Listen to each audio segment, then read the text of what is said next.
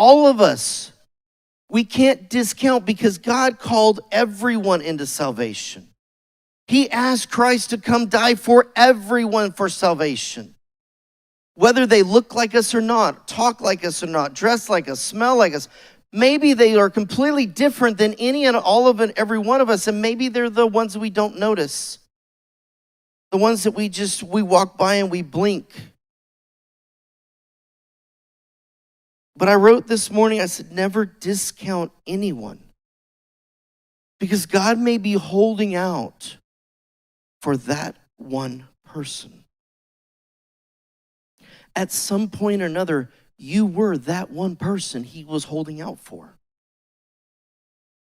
See, I looked in 1 Thessalonians, and and all of a sudden I realized, it's like, okay, we are talking about the second coming. We're talking about what that looks like when Christ comes back for us and takes him. We meet him in the air, and oh, that's going to be fun to watch, by the way.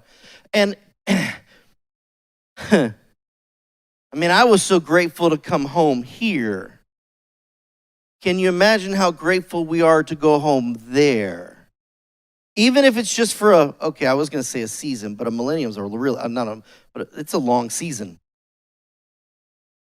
And then we're back. But can you imagine that call from home? And we look up, it's like, oh, and how grateful I am to be here.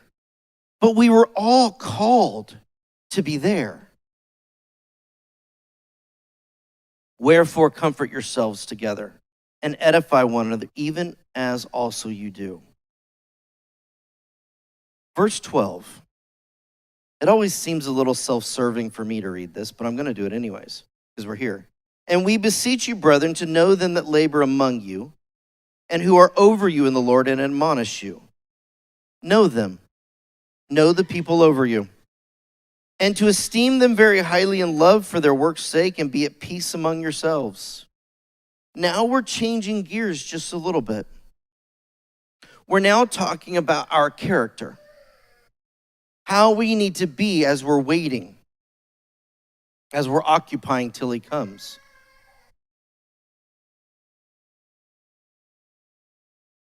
Know them that minister among you, that labor among you, and who are over you in the Lord, and admonish you, and to esteem them very highly. And this is, to know them isn't to get into everyone's personal business. It's not to know all of their details. It's not to know everything of how they think, speak, and act. Is to be aware of them and be praying for them.